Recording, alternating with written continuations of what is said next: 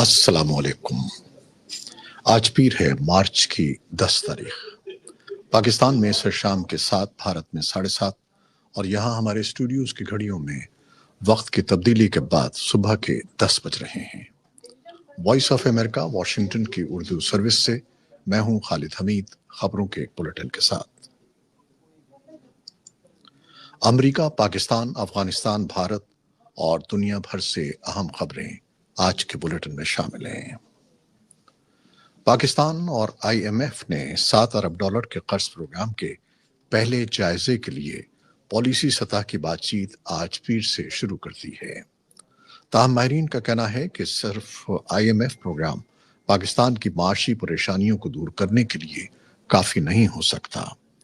بین الاقوامی rating agency Fitch کے مطابق رواں مالی سال میں پاکستان کا کل قرضہ $22 ارب سے زیادہ ہے، اور اس قرض میں سے واجب الادا رقم پوری کرنے کے لیے چین نے گزشتہ ہفتے ہی $2 ارب کے ڈپازٹس رول اوور کر دیے ہیں، جو اپنے اقتصادی چیلنجز پر قابو پانے کے لیے بیجنگ پر پاکستان کے بڑھتے ہوئے معاشی انحصار کو نمایاں کرتا ہے۔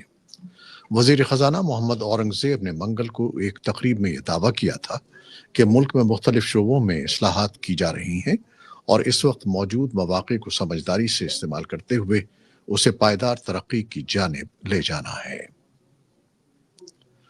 اور پاکستان سے ایک اور خبر۔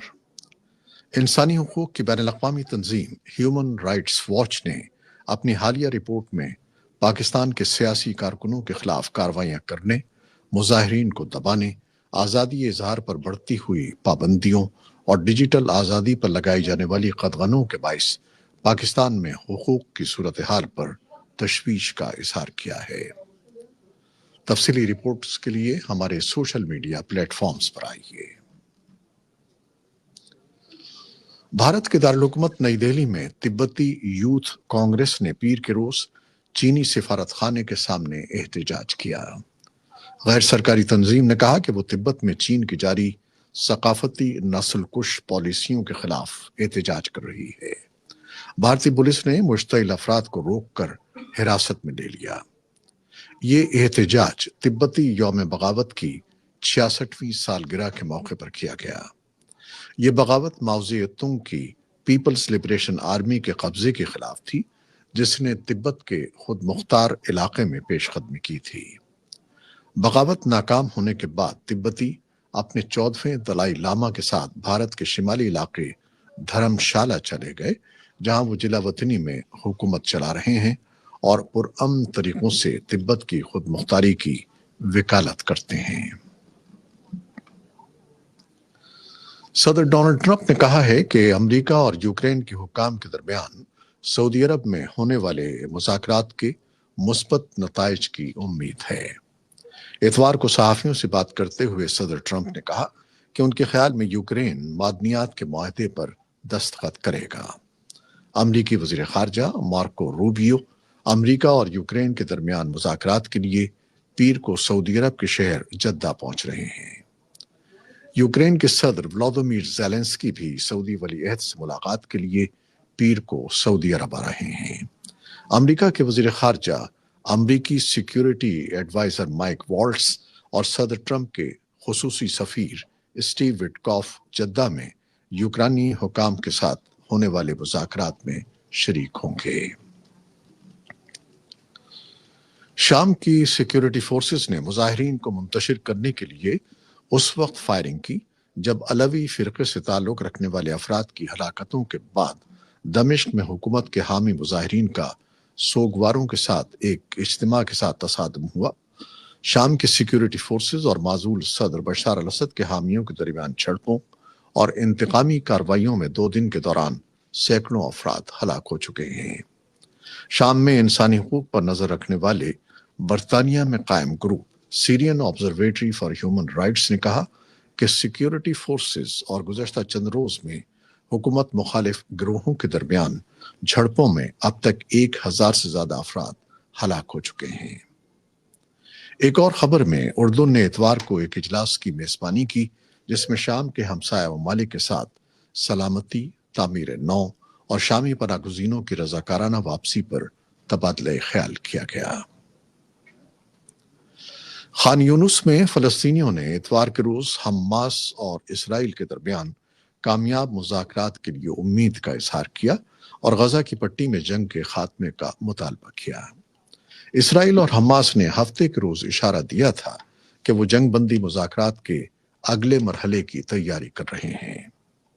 حماس کے ایک وفد نے گزشتہ 2 دنوں میں مصری ثالثوں سے ملاقات کی اور معاہدے کے دوسرے مرحلے پر عمل درآمد کے لیے اپنی تیاری کا اعادہ کیا۔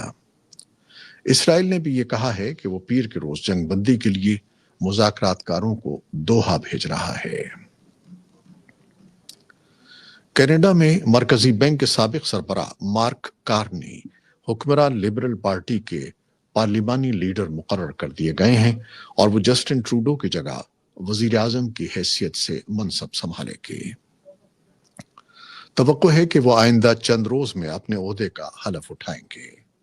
مارک کارنی ایک ایسے وقت میں اقتدار سنبھال رہے ہیں جب کینیڈا ایک مشکل دور سے گزر رہا ہے۔ ملک کو صدر ڈونلڈ ٹرمپ کی قیادت میں دیرینہ اتحادی امریکہ کے ساتھ تجارتی اور جلد عام انتخابات کا سامنا ہے۔ سیاسی طور پر ناتجربہ کار کارنی نے موقف اختیار کیا کہ وہی پارٹی میں دوبارہ جان ڈالنے اور ٹرمپ کے ساتھ تجارتی مذاکرات کی قیادت کے لیے سب سے موزوں ہیں۔ جسٹن ٹروڈو نے امریکی صدر ٹرمپ کی جانب سے کینیڈا پر لگائے گئے محصولات کے جواب میں 30 ارب کینیڈین ڈالر کے جوابی محصولات عائد کر دیے ہیں۔ روس نے اتوار کے روز اعلان کیا کہ اس کی افواج نے یوکرین کی کئی بستیوں پر کنٹرول حاصل کر لیا ہے، جبکہ یوکرین کی جانب سے متعدد مقامات پر روسی افواج کے ساتھ جھڑپوں کی اطلاع ملی ہے۔ روسی ٹیلی ویژن چینل رشیا ٹوڈے یا RT نے ایک ویڈیو کلپ جاری کیا جس میں دعویٰ کیا گیا کہ روسی فوج نے کرس کے علاقے میں ایک امریکی ساختہ ایبرامس ٹینک پر قبضہ کر لیا ہے۔ روسی افواج نے سومی اور ڈونیٹسک کے علاقوں میں بھی بستیوں کا کنٹرول سنبھال لیا ہے۔ یوکرین کی مسلح افواج کے جنرل اسٹاف نے اتوار ہی کے روز اطلاع دی کہ اس کی افواج کرسک، خارکیف اور چند دوسرے علاقوں میں روسی افواج کے ساتھ نبرد آزما ہیں۔ امریکہ کی کئی ریاستوں میں ہر سال مارچ کے آغاز میں گھڑی کی سوئیاں 1 گھنٹہ آگے اور نومبر میں 1 گھنٹہ پیچھے کر دی جاتی ہیں۔ مارچ میں گھڑی کی سوئیاں آگے کرنا موسم گرما کی آمد کا پیغام ہوتا ہے۔ اسی طرح نومبر میں گھڑی کی سوئیاں پیچھے کرنا موسم سرما کی آمد کی طرف اشارہ ہوتا ہے۔ ڈے لائٹ سیونگ کے لیے گھڑیوں کو آگے پیچھے صرف امریکہ ہی میں نہیں کیا جاتا، بلکہ یورپ، کینیڈا کے بیشتر علاقوں سمیت آسٹریلیا کے کچھ حصوں میں بھی یہ عمل کیا جاتا ہے۔ البتہ روس اور ایشیا میں ایسا نہیں کیا جاتا۔ بالی ووڈ فلم انڈسٹری کے سب سے معتبر انٹرنیشنل فلم اکیڈمی ایوارڈز آئفا میں عامر خان اور کرن راؤ کی فلم لاپتہ لیڈیز بہترین فلم سمیت کئی ایوارڈز اپنے نام کر کے نمایاں رہی ہے۔ آئفا کے 25ویں ایڈیشن یعنی سلور جوبلی کی 2 روزہ تقریبات بھارت کے شہر جے پور کے ایگزیبیشن اینڈ کنونشن سینٹر میں ویکنڈ پر ہوئیں۔ تقریب کی میزبانی اداکار کارتک آریان اور کرن جوہر نے کی۔ یہ پہلا موقع ہے کہ جب آئفا نے ڈیجیٹل پلیٹ فارمز کی فلموں اور سیریز کے لیے الگ ایوارڈز کا اعلان کیا ہو۔ یہ تھیں وہ خبریں جو فیس بک لائیو کے لیے براہ راست پیش کی۔ ہماری ویب سائٹ اور پوڈ کاسٹ پر یہ بلیٹن آپ کے لیے پوسٹ کر دیا جاتا ہے۔ آپ ہمارے بلیٹن کو شیئر کرتے ہیں اور اپنے کمنٹس میں اپنی محبتوں کا اظہار کرتے ہیں، جس کے لیے ہم آپ کے بے حد ممنون ہیں۔ اپنی ان کوششوں کو جاری رکھیے گا۔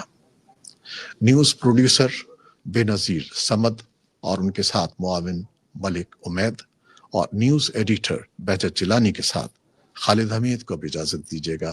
اللہ حافظ۔